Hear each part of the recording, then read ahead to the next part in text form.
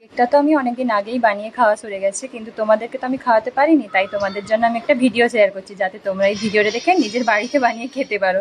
তবে বলবে কিন্তু যেটা আমার দেখে ভিডিওটা বানিয়েছো, মানে সরি খাচ্ছো।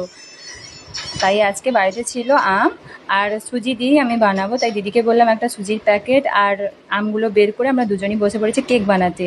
এখানে আমি প্রথমে দুধ নিয়ে নিয়েছি 1 কাপ পরিমাণ মতো, দিয়ে দুধটাকে গরম করতে হবে। গরম করে দুধটা যখন ঠান্ডা হয়ে যাবে উষ্ণ অবস্থাতে ওর মধ্যে 1 কাপ পরিমাণেরই আমি সুজি দিচ্ছি, কারণ আমি বেশি করছি না, যদি খারাপ হয়ে যায়, কারণ আমি তো জানি না হবে কি হবে না।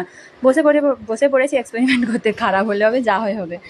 তারপরে ওটাকে দুধের মধ্যে সুজিটাকে ভিজিয়ে রেখে দিয়েছিলাম কিছুক্ষণ। আর এদিকে বাড়িতে আমার কাছে চিনি ছিল না, মাছ চলে গেছে চিনি আনতে, সেই সময়ের মধ্যে আমরা এদিকের কাজটাকে সেরে রেখে দিচ্ছি।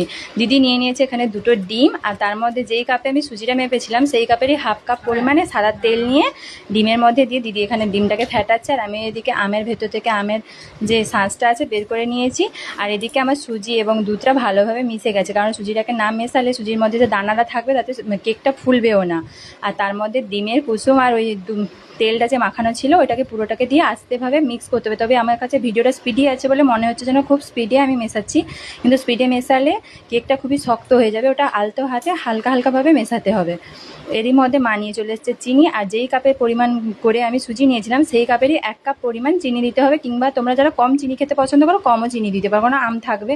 তাই আমি আম আর চিনিটাকে ভালো করে মিক্স করে নিয়েছি। আমের চিনির দানাগুলো যেন না থাকে, চিনির দানা থেকে গেলে তাতেও কেকটা ফুলবে না, কারণ পরে যখন চিনির দানাটা মিলবে কেকটা তখন আরও জল হয়ে যাবে। ভালো করে মিক্স করে নেওয়ার পরে আমার কাছে কেক টিন ছিল না, তাই কেক টিনের বদলে আমার কাছে একটা ফাটা বাটি আছে। বাটিটা কিন্তু ফাটা ছিল না, ওটা কেনার পর দিন থেকেই ফেটে গেছে, কী করব, কাজে এখন লাগিয়ে দিতে হবে, ওটার মধ্যে আমি বানাবো।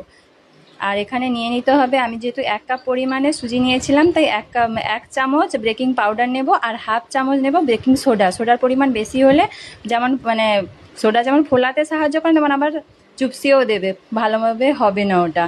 তাই এখানে ভালোভাবে দুটোকে মিক্স করে নিয়েছি। আমি ভ্যানিলাটা দিইনি, কারণ যেহেতু আম দিয়েই করছি, এখানে ম্যাঙ্গো ফ্লেভার থাকলে ভালো হতো, কিন্তু আমার কাছে ওসব কিছু নেই, আর ফুড কালার টালার আমি ওসব পছন্দও করি না, তাই কিছু দিইনি। তাই আমি কেক টিনের বদলে এখানে বাটির মধ্যে ভালোভাবে তেলটাকে ব্রাশ করে নিতে হবে। আর এখানে বাটার পেপার যেহেতু আমার কাছে নেই, তাই আমি একটা কাগজ, মানে ছেলের ড্রয়িং ক্লাসের একটা খাতা ছিল, ওটাকে কেটে নিয়ে ওর মধ্যেই তেলটাকে ব্রাশ করে দিয়েছি। তার উপরে ভালোভাবে ওই ব্যাটারটাকে দিয়ে দিতে হবে। দেখতে পেয়েছো ব্যাটারটার মধ্যে বুদবুদ উঠেছে, কেন বলো তো? ওই যে সোডাগুলো দিয়েছি, তাই ওটা ভালোভাবে হয়ে গেছে, এখানেই বোঝা যায়।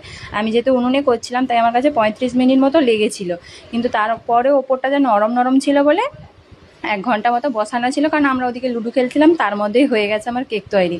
কেকটা ঠান্ডা হওয়ার পরে নামিয়ে